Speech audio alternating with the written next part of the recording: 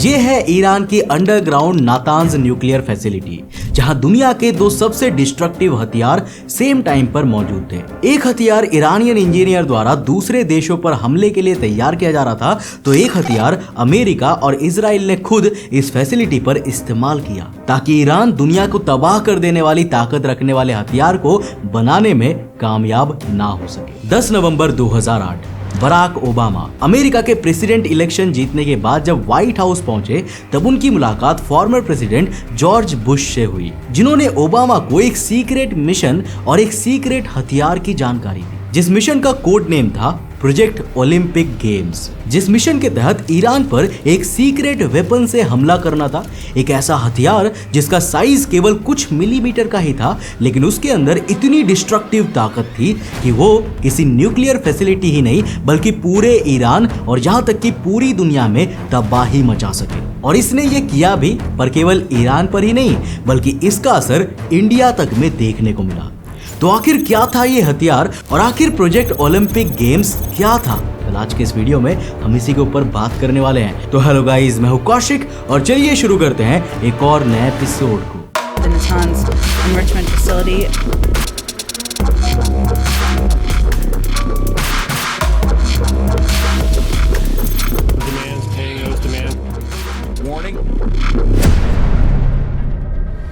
ये है ईरान की सभी अंडरग्राउंड न्यूक्लियर फैसिलिटी जिनके बारे में दुनिया जानती है, और इन्हीं में से एक है ये नातांजा न्यूक्लियर फैसिलिटी, जहां साल 2005 के दौरान ईरान न्यूक्लियर बॉम्ब बनाने की कोशिश में लगा था। लेकिन न्यूक्लियर बॉम्ब की वर्ल्ड डिस्ट्रॉइंग पावर को देखते हुए यूनाइटेड नेशन यानी कि यूएन ने कंट्रीज को न्यूक्लियर वेपन बनाने से रोकने के लिए कुछ बड़े नियम बनाए हुए थे, जिन नियमों को ब्रेक करने पर यूएन और अमेरिका मिलकर नियम तोड़ने वाली कंट्रीज पर इकोनॉमिक सैंक्शन लगाते हैं, और इसमें मिलिट्री एक्शन की भी पॉसिबिलिटी रहती है। लेकिन ये सभी काफी एक्सट्रीम स्टेप है। पहला काम होता है इस बात को पक्का करना कि हाँ, ये कंट्री न्यूक्लियर वेपन बना रही है, और ईरान के केस में ये काफी मुश्किल एंड पेचीदा था, क्योंकि देखो ईरान के सभी न्यूक्लियर फैसिलिटी काफी सिक्योर्ड एंड अंडरग्राउंड थे। ऊपर से इन्होंने हमेशा दुनिया को यही बताया है कि वो न्यूक्लियर एनर्जी केवल पीसफुल पर्पस के लिए ही इस्तेमाल करते हैं।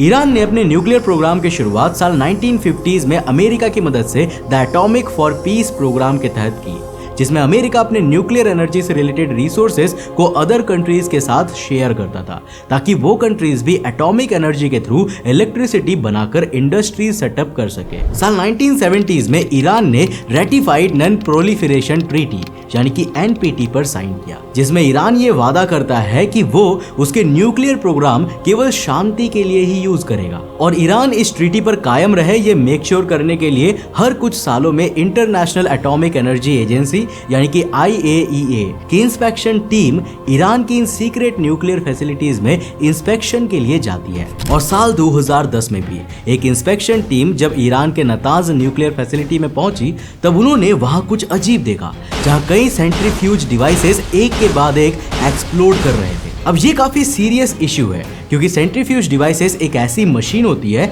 जो यूरेनियम को न्यूक्लियर रिएक्टर्स एंड वेपन्स के लिए एनरिच्ड करने का काम करती है, यानी एक तरह का मिक्सर ग्राइंडर जो यूरेनियम में कई आइसोटोप मिलाकर उसे न्यूक्लियर वेपन्स के लिए एक परफेक्ट रेसिपी बनाता है। और ये डिवाइस काफी सिक्योर होते हैं, जिनका इस तरह से एक्सप्लोजन कई सवाल उठाता है, जिनका आंसर था अमेरिका एंड इजराइल का सीक्रेट मिशन ओलंपिक गेम्स।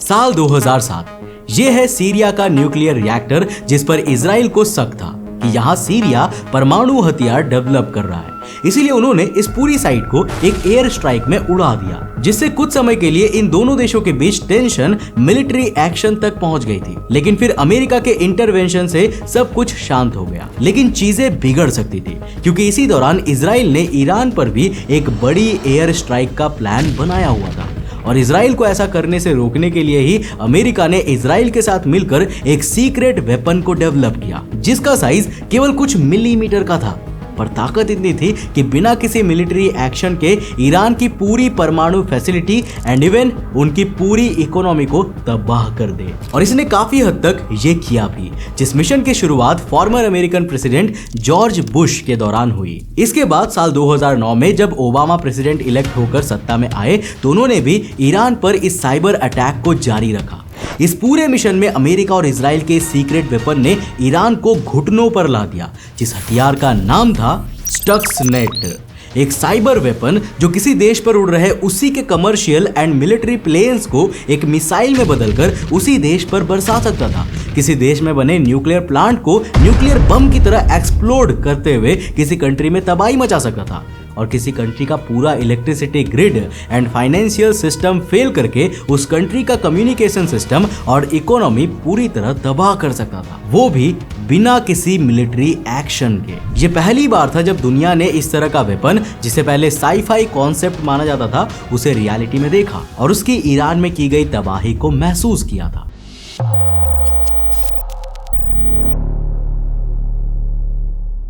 तो देखो, जब अमेरिका और इजराइल दोनों ही श्योर हो गए कि ईरान यूरेनियम न्यूक्लियर हथियार तैयार कर रहा है, तब अमेरिका और इजराइल इंटेलिजेंस ने मिलकर ईरान के नतांस न्यूक्लियर फैसिलिटी में कुछ डबल एजेंट्स को हायर किया, जिनका काम था ईरान की फैसिलिटी में परमाणु हथियार बनाए जाने के लिए प्रयोग की जा रही मशीनरी और कंप्यूटर प्रोग्राम्स की इंफॉर्मेशन को कलेक्ट करना, क्योंकि स्टक्सनेट साइबर वेपन को फिर इसी इंफॉर्मेशन पर डिजाइन किया गया। अब किसी कंप्यूटर में इंस्टॉल किए जाने से पहले ये साइबर हथियार केवल एक कंप्यूटर फाइल की तरह ही होता है, जिसे आसानी से किसी भी यूएसबी में डाउनलोड करके किसी और डिवाइस में इंस्टॉल किया जा सकता है। और ऐसे ही स्टक्सनेट फाइल वाली यूएसबी ईरान की न्यूक्लियर फैसिलिटी में अमेरिका के किसी सीक्रेट एजेंट ने लगाई थी। स्टक्सनेट की खास बात यह है कि ये दूसरे कंप्यूटर वायरस की तरह सीधा किसी कंप्यूटर को कंट्रोल नहीं करता या फिर उसकी इंफॉर्मेशन नहीं चुराता, बल्कि इसे हम किसी स्पेसिफिक मशीन और सॉफ्टवेयर को टारगेट करके डिस्ट्रॉय करने के लिए कोड कर सकते हैं। इसे ये बता सकते हैं कि इसे कंप्यूटर का कौन सा हिस्सा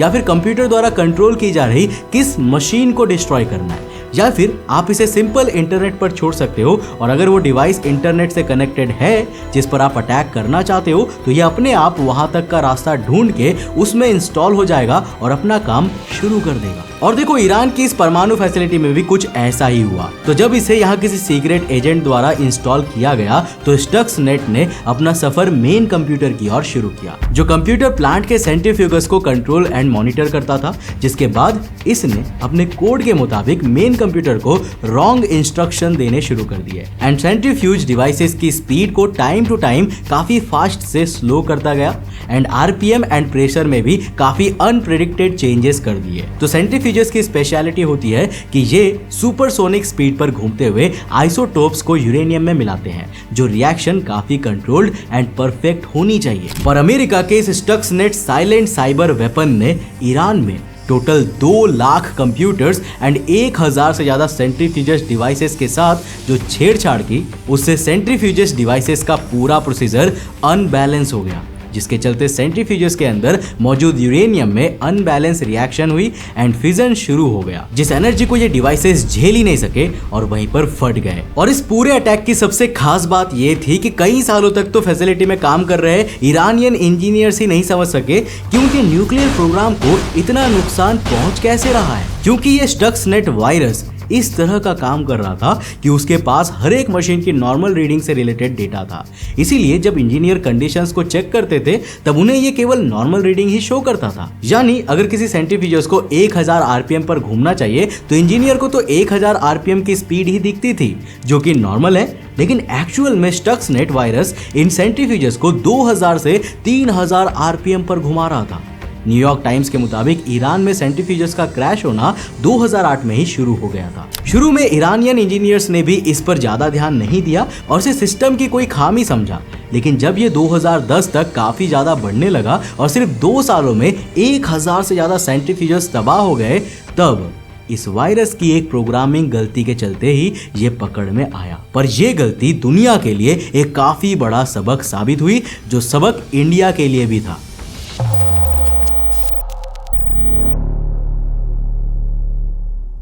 तो स्टक्सनेट वायरस एक कंप्यूटर वॉर्म की तरह है। कंप्यूटर के नेटवर्क में ट्रैवल करता है और लगातार ट्रैवल करते हुए अपने टारगेट को ढूंढता ही रहता है और टारगेट मिलने पर उस पर हमला कर देता है, जो कि एक अंडरग्राउंड परमाणु फैसिलिटी के लिए तो एक कारगर हथियार है, क्योंकि वहां पर प्राइवेट इंटरनेट होता है जिससे ये केवल फैसिलिटी को ही नुकसान पहुंचा पाएगा, क्योंकि वहां के कंट्रोल्ड इन्वायरमेंट में इसे पूरे देश या फिर पब्लिक इंटरनेट से पूरे वर्ल्ड में फैलने से रोका जा सकता है। लेकिन अगर ये किसी तरह इंटरनेट पर पहुंच जाए तो उसके जरिए पूरे दुनिया में तबाही मचा सकता है एंड शॉकिंगली ये हुआ भी। तो देखो साल 2010 में नातान्स प्लांट में लैपटॉप से मशीन्स को कमांड देने वाले एक इंजीनियर ने जब वापस अपने घर पर आकर अपने लैपटॉप को पब्लिक इंटरनेट से कनेक्ट किया, तब उसके लैपटॉप में ये साइबर वेपन इंस्टॉल्ड था जो जल्द ही पूरे इंटरनेट पर फैल गया, जिससे इसने दुनिया भर में ऑलमोस्ट 1 लाख से ज्यादा कंप्यूटर एंड मशीनरीज को इन्फेक्ट किया, जिससे दुनिया के 3 देशों में सबसे ज्यादा नुकसान पहुंचा,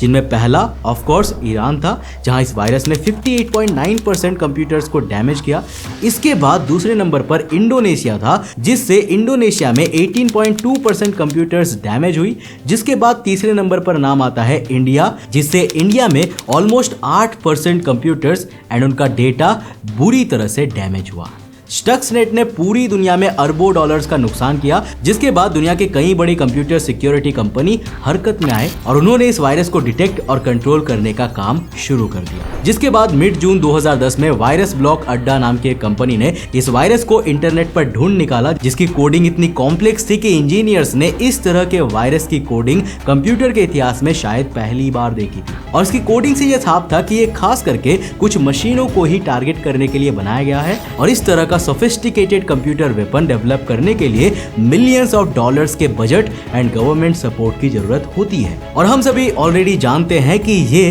किस देश का काम था, ऑब्वियसली अमेरिका। इस छोटे से साइबर वेपन स्टक्सनेट ने ईरान के न्यूक्लियर प्रोग्राम को एक बड़ा झटका दिया और कई रिपोर्ट्स के मुताबिक केवल इस वायरस के जरिए अमेरिका और इजराइल ने ईरान के परमाणु हथियार बनाने के सपने को कई साल पीछे धकेल दिया था। लेकिन इससे ईरान ने भी एक सबक सीखा और खुद भी कई साइबर वेपन्स बनाने शुरू कर दिए।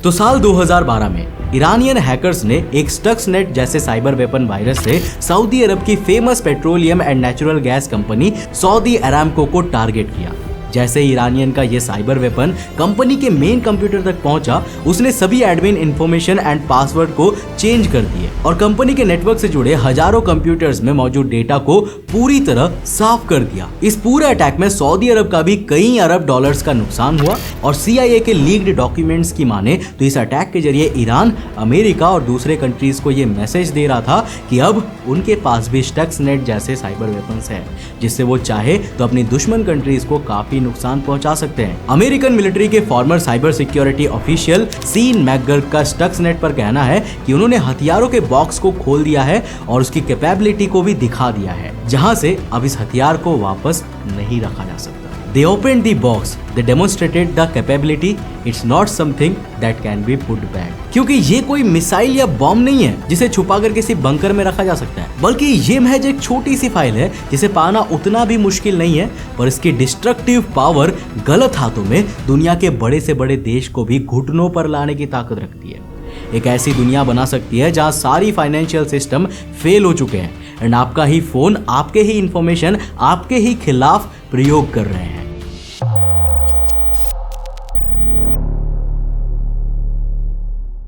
ऐसे ही साल 2017 में एक रैंसमवेयर अटैक हुआ था पूरी दुनिया में, जिस रैंसमवेयर का नाम था वानाक्राई। रैंसमवेयर भी एक तरह का वायरस होता है जो आपके कंप्यूटर में जाके सब कुछ लॉक कर देता है और आपसे रैंसम यानी कि हफ्ता मांगता है, या कहे कि एक तरह से पैसे मांगता है आपके कंप्यूटर को वापस से अनलॉक करने के लिए। अब वानाक्राई केवल 4 दिनों तक चला था और इसने 4 दिनों में ही पूरे दुनिया में तबाही मचा दिया था। इससे इंडिया में भी बहुत सारे कंप्यूटर्स अफेक्ट हुए थे। बड़े बड़े कंपनीज, बड़े बड़े MNCs, यहाँ तक कि बड़े बड़े स्पेस एजेंसीज तक के कंप्यूटर्स को इसने अफेक्ट किया था। क्या आपको याद है साल 2017 के इस रैंसमवेयर अटैक के बारे में? नीचे कमेंट सेक्शन में लिखकर जरूर बताना। और आपको क्या लगता है, क्या भविष्य में ये साइबर वेपन और भी खतरनाक हो सकते हैं? अपनी राय जरूर लिखकर बताना। मुझे उम्मीद है दोस्तों कि आपको ये वीडियो काफ़ी ज़्यादा इंटरेस्टिंग लगा होगा और आपको काफ़ी कुछ नया सीखने को मिला होगा। अगर मिला तो इस वीडियो को लाइक करने के साथ साथ अपने फ्रेंड्स और फैमिली के साथ जरूर शेयर करना। अगर आप नए हो इस चैनल पे तो इस चैनल को सब्सक्राइब करने के साथ साथ नोटिफिकेशन बेल ऑन कर देना। अब अगर आपको ये वीडियो पसंद आई है तो आपको ये वाली वीडियो भी डेफिनेटली पसंद आएगी,